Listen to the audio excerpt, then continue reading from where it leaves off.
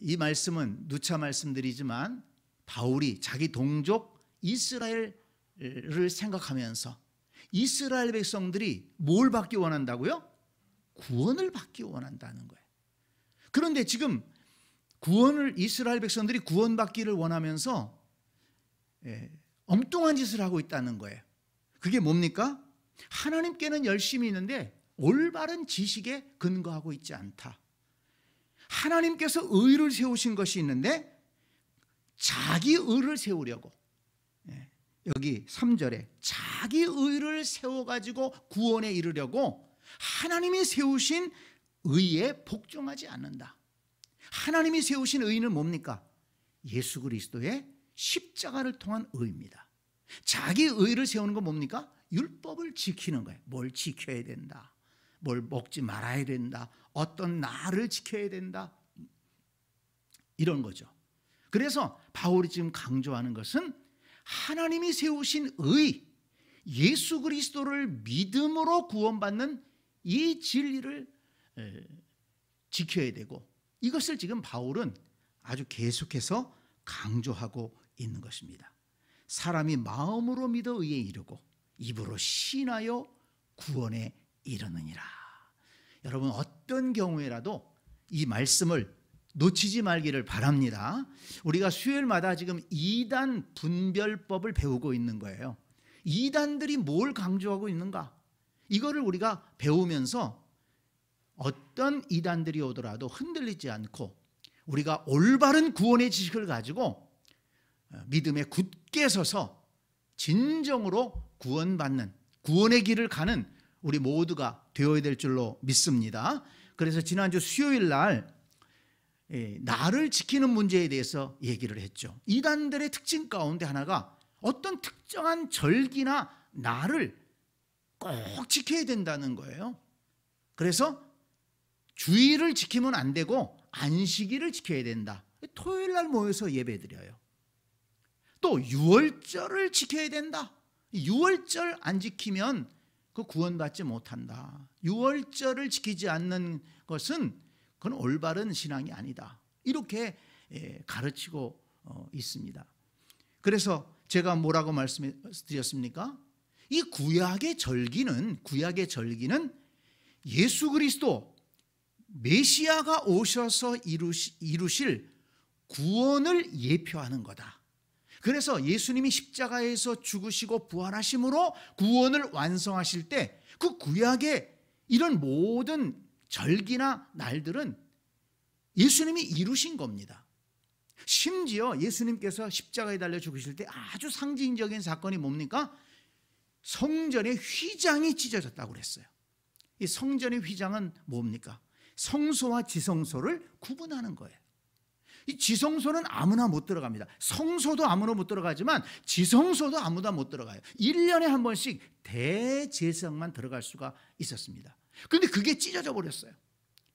그게 무슨 의미입니까?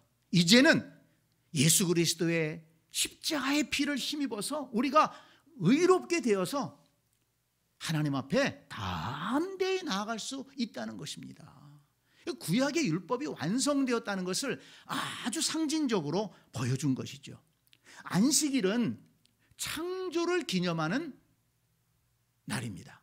그래서 하나님께서 6일 동안 창조하시고 마지막 날에 쉬셨다. 그날을 기억하라는 거예요. 창조주 하나님, 우리의 생명을 창조하시고 온 우주 만물을 창조하신 하나님을 잊지 말아라. 이게 안식일의 정신입니다. 안식일을 그냥 아무것도 안 하는 게 안식일을 지키는 게 아니에요. 뭐 어디 먼 길 안 갔다고 그게 안식일 지키는 게 아닙니다. 뭐 예배당 갔다 왔다고 안식일 지키는 게 아니에요. 이 우주 만물을 창조하시고 나를 지으신 하나님, 우리의 아버지 되시는 하나님, 그 하나님을 잊지 말아라. 그게 안식일의 정신이거든요. 그러다가 우리 신약교회에 와서는 예수 그리스도께서 이 땅에 오셔서 십자가에 죽으시고 부활하심으로 구원을 완성하셨어요. 하나님께서 아름답게 창조하셨지만 그 창조된 사람들이 죄로 인해서 멸망을 받게 된 것입니다.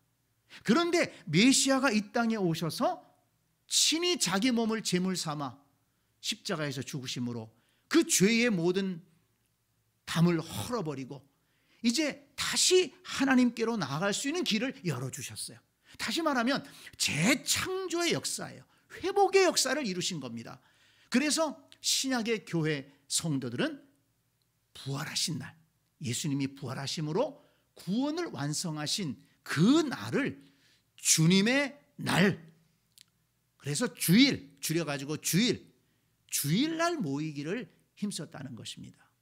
그러니까 이 주일을 지키는 것이 어떻게 구속사적으로 발전해 왔는가를 알게 되면 이 안식일을 지키는 것과 주일을 지키는 것을 혼돈하지 않는 거예요. 특별히 또 그 이단들은 이 일요일이라고 일반적으로 얘기하잖아요. 일요일이라는 것은 태양신을 섬기는 것이다. 그렇기 때문에 이 일요일에 예배드리는 것은 이건 우상숭배다 이렇게 주장을 해요. 여러분, 우리는 사실 일요일에 예배드리는 게 아니라 어느 날 예배드린다고요? 주일에 예배드리는 거예요. 이걸 분명하게 알아야 돼요. 우리는 주일날 예배드리는 거예요. 그거 상관없어요. 우리는 주님이 부활하신 날, 우리는 우리를 위해 십자가에 달려 죽으시고 부활하신 그 주님을 기억하면서 또 그 구원의 역사를 이루신 하나님의 은혜에 감사하면서 예배하는 것입니다. 이 사실을 잊지 마시기를 바랍니다. 유월절도 지난 수요일날 말씀드렸죠. 출애굽할 때 마지막 재앙이 있을 때 어린 양의 피를 문설주에 바르면 죽음의 사자가 넘어갔어요. 하나님의 말씀을 믿고 어린 양의 피를 바른 가정은 재앙이 임하지 않은 거예요. 슬픔이 없어요. 죽음의 사자가 넘어갔습니다. 마찬가지로 어린 양 되신 예수 그리스도의 그 십자가에서 흘리신 보혈의 피를 믿고 그 보혈의 피를 의지하는 사람은 죽음의 사자가 넘어가는 거예요. 영원한 멸망을 당하지 않는 것입니다. 하나님의 심판이 넘어가는 것입니다. 그래서 유월절의 완성은 예수 그리스도의 십자가에 있는 것입니다. 그래서 예수님은 유월절에 제자들 모인 자리에서 새 언약을 이루셨잖아요. 그 새 언약이 무엇입니까? 떡을 주시면서 이것은 너희를 위한 내 몸이다. 잔을 나누면서 이것은 너희를 위한 내 피다. 이것을 먹고 마실 때마다 나를 기념해라. 유월절을 기념하는 게 아니에요. 이제는 예수 그리스도를 기념하는 것입니다. 예수 그리스도가 십자가에서 고난당하신 그것을 기념하면서 예수 그리스도의 은혜를 기억하고 예배하는 것이 새 언약의 절기죠. 그래서 우리 신약교회는 성찬 예식을 통해서 십자가의 주님을 기억하고 십자가의 은혜를 기억하는 것입니다. 그러니까 유월절은 이미 구약으로 지나간 거예요. 이제는 우리는 유월절의 예표인 십자가의 복음을 붙들고 나아가는 것입니다. 그리고 중요한 것은 뭐냐면 어느 날을 지키고 안 지키고 이것이 구원의 문제와 연관되는 게 아니라는 것입니다. 이 이단들은 항상 그걸 지켜야만 구원받는다. 안식일을 안 지키면 구원 못 받는다. 유월절을 안 지키면 구원 못 받는다. 그러니까 자기들 교회로 와야 된다. 이렇게 이단들은 얘기하는데 이게 성경적이지 않다는 것입니다. 오늘 우리가 읽은 말씀에 보면 4절에 뭐라고 그랬습니까? 그리스도는 모든 믿는 자에게 의를 이루기 위하여 율법의 마침이 되시느니라. 율법의 마침이 됐다고 그랬어요. 그러니까 율법주의에 빠지면 안 돼요. 율법을 지켜야만 구원받는다. 이건 아주 완전히 잘못된 것이죠. 골로새서 2장 16절 17절에 그러므로 먹고 마시는 것과 절기나 월삭이나 안식일을 인하여 누구든지 너희를 편론하지 못하게 하라. 이것은 그 장래일의 그림자이나 몸은 그리스도의 것이니라. 그리스도께서 완성하셨다는 거예요. 뭘 먹고 안 먹고 어느 날을 지키고 안 지키고 이것 가지고 따지지 말라는 것입니다. 갈라디아서 4장 10절 너희가 날과 달과 절기와 해를 삼가 지키니 내가 너희를 위하여 수고한 것이 헛될까 두려워하노라. 바울이 전한 예수 그리스도의 복음은 어느 날을 지키고 안 지키고 해서 구원받는 게 아니라는 것입니다. 마음으로 믿어 구원에 이르고 입으로 시인하여 구원에 이르니라. 자, 오늘 두 번째 또 하나 생각해 볼 것은 뭐냐면 이단들 가운데 여성들은 머리에 뭘 써야 된다는 거예요. 예배 드릴 때 뭘 써야 된다. 그렇지 않으면 그건 하나님 앞에 올바른 게 아니라는 거예요. 그게 어디서 나왔는가? 고린도전서 11장 5절을 보세요. 고린도전서 11장 5절을 보면 무릇 여자로서 머리에 쓴 것을 벗고 기도나 예언을 하는 자는 그 머리를 욕되게 하는 것이니 이는 머리를 민 것과 다름이 없느니라. 바울 사도가 여성도들에게 예배에 모일 때 머리에 써야 된다 이렇게 얘기를 한 거예요. 분명히 여기 기록이 돼 있어요. 그러니까 이걸 써야 된다는 거예요. 천주교에서는 이걸 지켜서 다 쓰고 있잖아요. 하얀 거 그걸 뭐라고 부르는지는 모르겠어요. 제가 안 찾아봤는데 하얀 거를 이렇게 쓰고서 예배를 드리지 않습니까? 자, 이걸 어떻게 이해를 해야 될까요? 이 말씀을. 이것은 당시의 문화적 상황을 반영한 것이다. 그래서 당시에도 많은 논란이 있었습니다. 일반적으로 그 당시에는 정숙한 여자들은 머리에 무엇을 쓰고 다녔어요. 그런데 제가 생각해 보니까 중동 지방의 여성들은 지금도 뭘 쓰고 다니잖아요. 그렇죠? 날씨가 너무 더워서 그런 것 같아요. 또 먼지가 많이 나니까 뭘 쓰고 다녀요. 그런데 교회 안에 들어온 여성들 가운데 그리스도께서 자유를 주셨는데 교회 안에서는 난 안 쓴다. 그렇게 주장하는 여성도들이 있었던 것 같습니다. 그러니까 그것이 여성들이 뭘 쓰는 것이 이렇게 정숙한 여성들은 쓰고 다니는 것이 하나의 사회적인 관례였는데 갑자기 교회 오더니 다 벗어 제끼는 거예요. 그리고 그리스도 안에서 우리는 자유한다. 그러니까 교회 안에 다른 남성들도 좀 마음이 불편하고 왜냐하면 너무 그것이 오랫동안 봐왔기 때문에 특히나 교회 바깥의 남성들은 야, 저 교회 다니는 여성들 저거 뭐냐 정숙하지 못한가 보다 말거리가 생긴 거예요. 그러니까 바울이 그걸 얘기를 듣고서 그게 중요한 게 아닌데 왜 자유를 주장하면서 그걸 벗어가지고 문제를 일으키느냐. 그러니까 여성도들은 쓰는 게 좋겠다. 이렇게 신앙 지도를 한 것입니다. 자, 예를 들어서 우리나라 초대교회에 우리나라에 복음이 들어왔을 때 교회당을 어떻게 지었습니까? 기역자로 지었어요. 왜? 강대상은 가운데 있고 이쪽은 여성도들 앉는데 이쪽은 남자 성도들 앉는데 이렇게 했어요. 왜 그렇습니까? 우리나라가 남녀가 유별했기 때문에 그런 거예요. 아니 남자 여자가 떨어져서 앉아서 예배드려야 된다는 게 성경에 있습니까? 그러면 이 선교사들이나 초대교회 우리나라 초대교회 성도들은 잘못된 겁니까? 우리나라의 문화적 상황에 따라서 그렇게 한 거예요. 그걸 아무도 뭐라고 그러지 않습니다. 근데 만약에 우리나라 초대교회 여성도들 가운데 어떤 분이 아니 그래 교회 안에서 이게 뭐냐고 말이야. 남녀가 이렇게 나눠서 앉는 게 뭐냐고. 나는 그런 거 신경 안 쓴다고. 그래서 남성들 앉는 자리에 가서 앉아서 예배 드린다고 생각해 보세요. 그러면 그 남성들이 얼마나 불편하겠어요. 그렇겠죠. 그 당시 상황이. 자, 그러면 만약에 바울이 이 고린도전서를 쓴 바울이 만약에 우리나라의 그런 것들을 이렇게 보면서 봤다면 뭐라고 얘기하겠습니까? 그 여성도에게 뭐라고 얘기했어요? 그래 너 잘한 거야. 그리스도 안에서는 자유를 누려야 되는 거야. 야 그거 안 돼.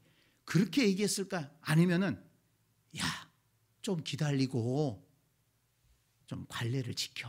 덕을 세워. 이렇게 얘기했을까요?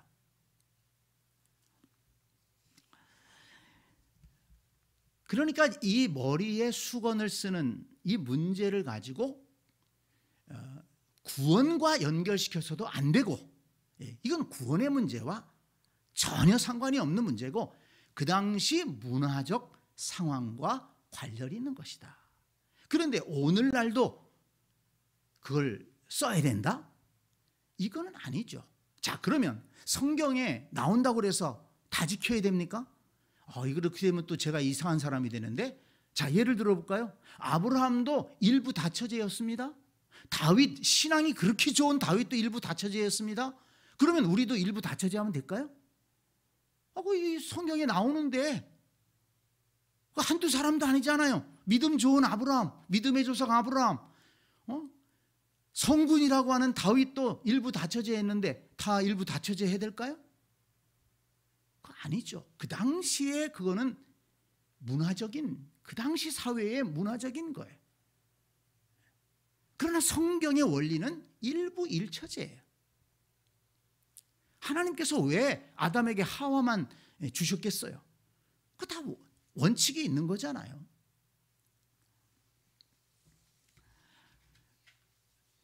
요한복음 13장 4절에 보면 예수님께서 잡히시기 전에 제자들을 다 모아놓고 제자들의 발을 씻어주십니다. 쭉 발을 씻어주시고 마지막에 뭐라고 말씀하시느냐? 너희도 서로 발을 씻어주는 것이 옳으니라. 이렇게 말씀하셨어요. 너희도 서로 발을 씻어주는 것이 옳으니라. 예수님 말씀하셨어요. 자, 그러면 우리는 항상 주일마다 모여서 뭘 해야 될까요? 세족식을 해야 돼. 교회에서 모여서. 그렇겠죠. 예수님 말씀하셨는데 순종 안 하면 되겠어요? 그런데 여러분, 이것도 그 당시에 팔레스타인의 문화적인 상황을 반영하면서 거기에 의미가 있지 않습니까? 팔레스타인 지역은 먼지가 많아요. 덥고 건조하고 먼지가 많아요. 그래서 샌들을 신고 다녀요.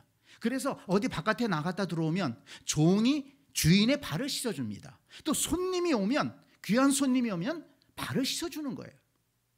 발 씻을 물을 항상 준비해 놨습니다.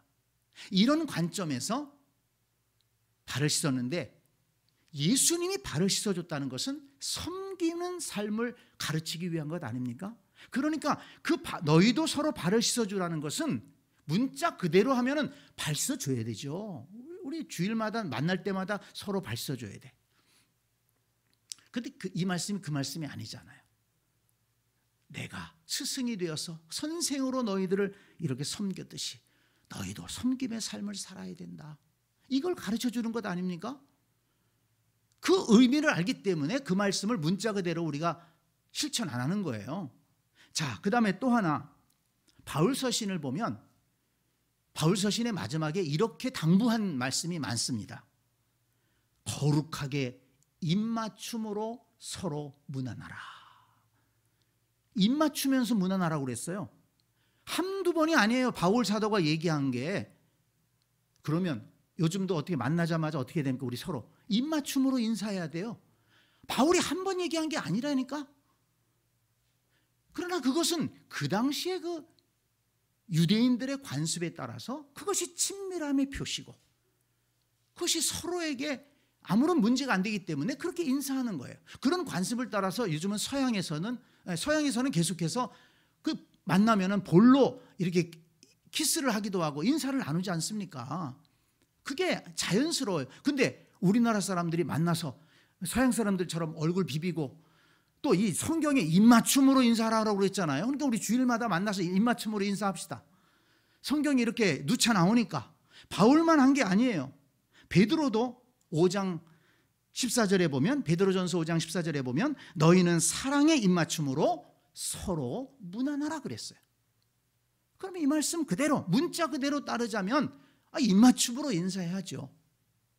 그러니까 문화적인 상황에 따라서 말씀한 거는 우리가 문화적인 상황으로 이해해야지 그거를 문자 그대로 받아들이냐는 거예요. 근데 이 사람들은 이런 것들은 하나도 안 받아들이면서 왜 그 고린도전서 그 말씀만 문자적으로 받아들이냐는 거예요.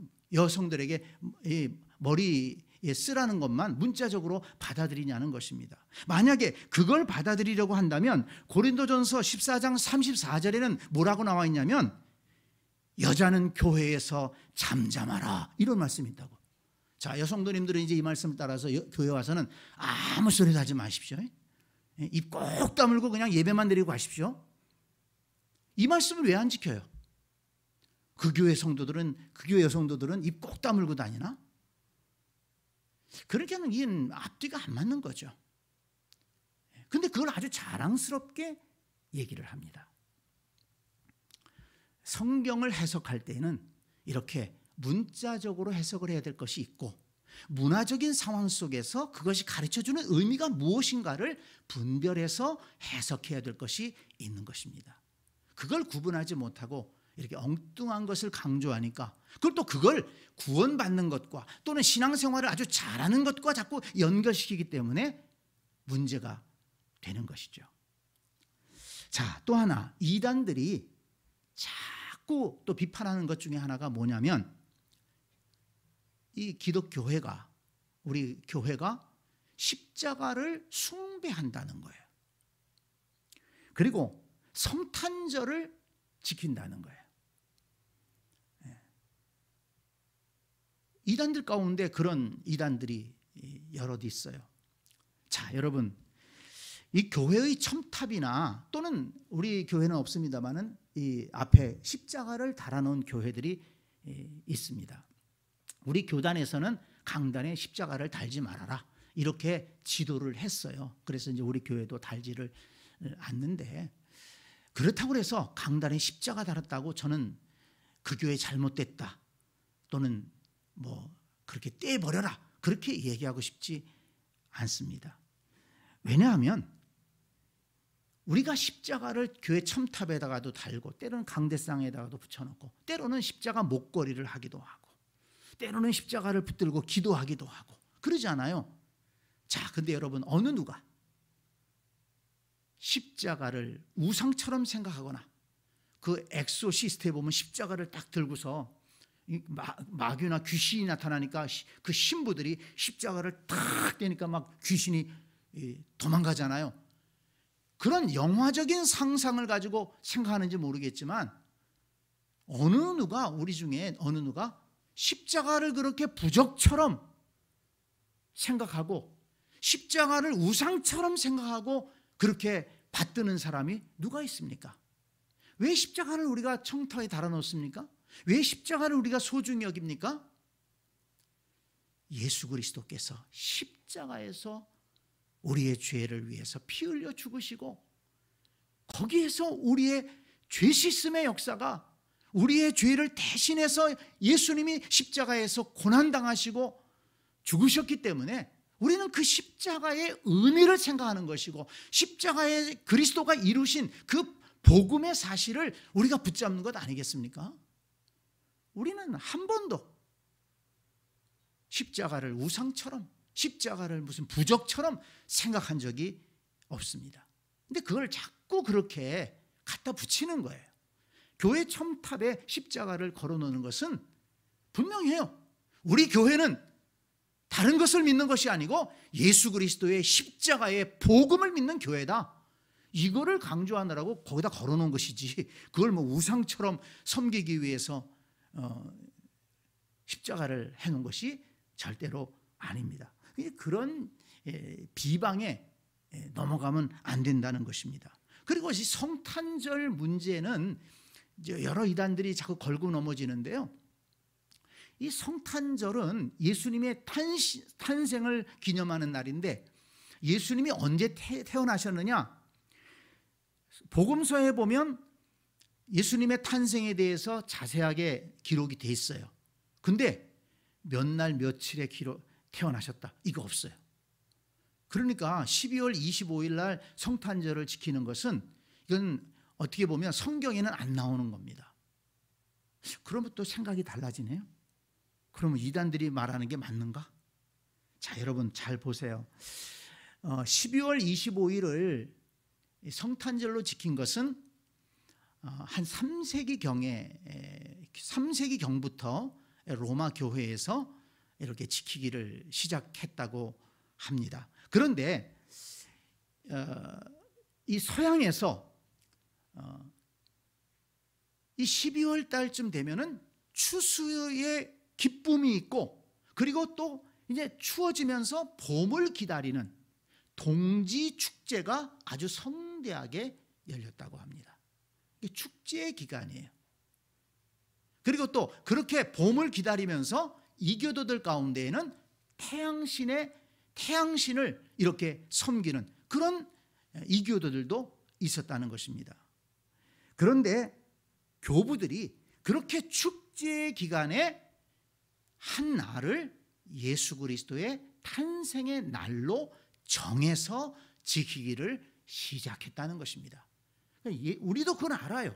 12월 25일이 예수님이 태어나신 날이다, 그렇게 얘기하지 않습니다. 12월 25일은 교회의 역사 속에서 초대 시기에 교부들이 그 지방의 축제일 가운데 한 날을 예수님의 탄생의 날로 정해서 지키기 시작한 것이 오늘날까지 지켜오게 된 것입니다. 그런데 중요한 것은 뭐냐면, 우리 중에 어느 누구도 12월 25일 성탄절을 지키면서 태양신을 생각하는 사람 아무도 없어요. 동지 축제라고 생각하는 사람도 아무도 없습니다. 12월 25일 성탄절은 어떤 날이에요? 예수 그리스도께서 이 땅에 오심을 기억하고 감사하고 함께 모여 즐겁게 잔치하는 날입니다. 그 이상도 그 이하도 아니다. 그렇죠? 우리 교회는 그렇게 지키고 있는 거예요. 그래서 뭐 성탄절을 지키는 것이 이교도의 축제고, 성탄절을 지키면은 그것은 뭐 우상을 숭배하는 것이고, 마치 우리의 신앙이 굉장히 잘못된 것처럼 그렇게 폄훼하는 것은, 그는 성탄절의 원리를 잘 모르는 거예요. 절대로 이 성탄절 문제를 가지고 여러분 누가 시비를 건다고 그래서 그래 넘어가지 말기를 바랍니다. 그래 우리도 알아. 예수님 탄생일은 아무도 몰라. 넌 알아? 물어보세요. 넌 알아? 교회 초기에 교부들이 그렇게 날짜를 정해서 여태까지 지켜오고 있어. 성탄절에 나는 예수 그리스도의 이 땅에 오심, 나의 주님의 이 땅에 오심을 나는 기억하고 감사하고 예배하는 거야. 우리 교회는 그렇게 예배하고 있어. 그렇게 얘기하면 되는 것입니다. 자, 한 가지만 더 생각해 볼까요? 이단들이 주장하는 것 가운데 세례는 안 되고 침례를 꼭 받아야 된다, 이렇게 강조하는 사람들이 많이 있습니다. 우리 장로교회는 전통적으로 세례를 받습니다. 세례를 베풀고 세례를 받습니다.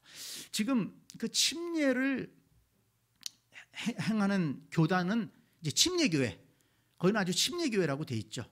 그리고 이제 성경을 읽을 때에도 세례라는 말을 빼고 이제 침례라고 읽죠.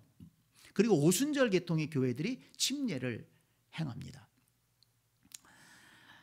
이 세례와 침례의 논쟁은 사실 교회사 속에서도 굉장히 많이 있었는데요.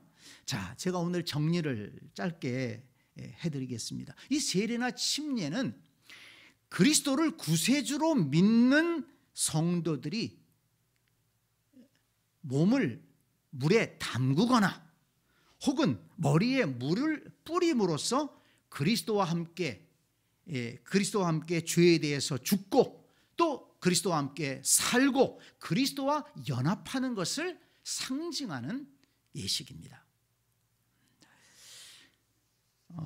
세례의 의미를 알아야 돼요. 세례의 의미는 가장 먼저 씻는 거예요. 왜 물로 세례를 베풉니까? 왜 물로 침례를 줍니까? 이 물은 씻는다는 의미가 있잖아요. 침례도 물 속에 들어갔다 나오는 거고 세례는 물을 뿌리는데 물과 관련이 있어요. 씻는 거예요. 그러면 우리 그리스도인들에게 씻는다는 의미는 뭡니까? 예수 그리스도의 십자가의 피로 우리의 죄를 씻는 거예요. 씻는 의미가 중요한 것입니다. 그리고 이 침례라는 것은 이 물 속에 들어가게 되면 죽는 거죠. 물 속에 들어가면 죽잖아요. 그 다음에 다시 나오면 부활한단 말이에요. 그래서 예수 그리스도와 함께 죽고 다시 새 사람으로 태어난다. 이것을 강조하는 거죠. 그러니까 세례의 의미는 이 두 가지를 꼭 잊지 말아야 된다는 것입니다. 자, 그러면 세례는 엉터리고 침례를 꼭 받아야 되는가? 세례 혹은 침례에 사용된 헬라어는 밥티스마라는 단어인데요. 본래 의미는 침수를 말합니다. 그러니까 물속에 들어갔다 나오는 것을 의미하는 단어예요. 그래서 아주 또 유식하게 헬라어의 밥티스마라는 단어는 물속에 들어갔다 나오는 건데 어떻게 세례를 줄 수가 있느냐. 그래서 세례는 엉터리다. 이렇게 얘기를 합니다. 그런데 물속에 들어갔다 나오는 형태가 어떤 형태인지는 잘 알지 못합니다. 그 침례를 베푸는 교단에서도 어떤 교단에서는 저 강가에 꼭 가요. 강가에 가가지고 흰옷을 입고 그 다음에 코를 딱 잡고 누가 뒤에서 받쳐줘 가지고는 뒤로다가 벌렁 자빠져가지고 물속에 들어갔다 나오는 경우도 있고, 또 어떤 좀 얌전한 교회에서는 이렇게 탕을 만들어 놓고 그냥 쭉 그냥 선 자리에서 들어갔다 나오는 것도 있고. 근데 침례를 베푸는 것도 어떤 정해진 게 없어요.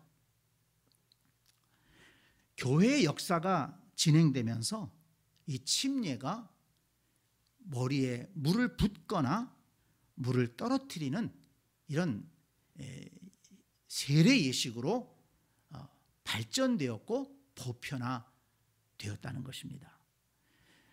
그리고 이제 그럼에도 불구하고 침례를 굳게 지키는 교단들이 있습니다. 그러나 중요한 것은 뭐냐면 침례를 받아야 되느냐 세례를 받아야 되느냐. 그 침례를 받아야만 구원받느냐 세례를 받으면 구원을 못 받느냐, 이게 아니라는 거예요. 중요한 것은 무엇이냐? 그리스도의 십자가의 은혜를 믿음으로, 십자가의 은혜를 믿음으로 죄를 씻고 새 사람으로 태어나는 것이 중요하다는 것입니다. 그래서 바울은 로마서 6장 3절로 4절에서 이 세례 문제에 대해서 혹은 침례 문제에 대해서 이렇게 얘기합니다. 무릇 그리스도 예수와 합하여 세례를 받은 우리는 그의 죽으심과 합하여 세례를 받은 줄을 알지 못하느냐. 그러므로 우리가 그의 죽으심과 합하여 세례를 받음으로 그와 함께 장사되었나니 이는 아버지의 영광으로 말미암아 그리스도를 죽은 자 가운데서 살리심과 같이 우리도 또한 새 생명 가운데 행하게 하려 함이라. 지금 바울이 얘기하는 게 뭡니까? 침례를 꼭 행해야 된다. 세례를 하면 안 된다. 이런 거 얘기하는 게 아니잖아요. 뭘 얘기합니까? 의미를 얘기하고 있어요. 의미. 침례로부터 시작되었는지 모르지만은 교회가 발전되면서 교회 역사가 진행되면서 세례가 보편화되었다는 거예요. 어느 순간에 그렇게 되었는지는 몰라요. 그리고 종교개혁가들이 그 세례 예식을 그대로 받아들였고 오늘날까지 세례 예식이 이어져 오고 있는 것입니다. 그러니까 아무리 침례를 받더라도 심령 속에 믿음이 없다. 이 침례의 의미를 모르고 침례를 받는다면 그런 의미가 없는 거예요. 우리가 세례를 받을 때 내가 세례받음의 의미를 알고 죄 씻음의 의미를 알고 예수 그리스도와 함께 죽고 예수 그리스도와 함께 살고 예수 그리스도와 연합되었다는 이 의미를 알고 세례를 받는 거나 침례를 받는 것이 중요하다는 것을 우리가 꼭 기억해야 되겠습니다. 베드로 사도가 아주 중요한 말씀을 전했습니다. 사도행전 2장 38절에 보면 베드로가 이르되 너희가 회개하여 각각 예수 그리스도의 이름으로 세례를 받고 죄 사함을 받으라. 그리하면 성령의 선물을 받으리니. 이게 왜 중요한가 하면 보세요. 베드로가 이르되 회개하여, 첫 번째 회개가 중요한 거예요. 두 번째 예수 그리스도의 이름으로, 회개가 중요하고 예수 그리스도의 이름으로 받는 게 중요한 거예요. 그러면서 죄 사함을 받는 거예요. 그러면 하나님께서 성령을 선물로 주신다. 이게 핵심이에요. 이게 세례냐 침례냐가 중요한 것이 아니고 회개하고 받느냐, 예수 그리스도의 이름으로 받느냐, 그리고 죄 사함을 받았느냐, 성령을 받았느냐, 이게 중요한 거예요. 그래서 우리는 침례를 받던 세례를 받던 정말 회개함으로 받으려고 해야 되고, 예수 그리스도의 이름을 믿고 의지하고 받아야 되고, 그리고 그 다음에는 죄사함의 확신과 성령의 은혜를 힘입어서 그리스도인으로서 하나님 앞에 영광을 돌리며 살아가는 그런 그리스도인이 되어야 된다는 것입니다. 이게 진정한 세례의 의미예요.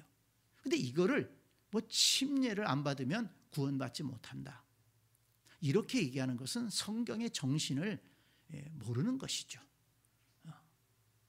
자, 오늘 이단들이 이렇게 우리 교회 성도들을 미혹하는 여러 가지 것들을 또 좀 살펴봤습니다. 날의 문제, 또 여성들이 교회에서 수건을 쓰는 문제, 그리고 또 십자가를 숭배한다, 또는 뭐 성탄절은 우상 숭배다, 뭐 이런 문제, 그리고 세례는 엉터리고 침례만 받아야 된다, 이런 문제들을 가지고 이렇게 성도들을 미혹하려고 하는데, 오늘 우리 배운 말씀을 잘 기억하고 우리가 말씀에 굳게 서서 이렇게 헛된 것에 마음을 빼앗기지 말고 우리가 붙들고 나아가야 될 예수 그리스도의 진리를 굳게 붙들고 나아가는 그런 복된 성도들이 다 되시기를 간절히 축복합니다. 아멘.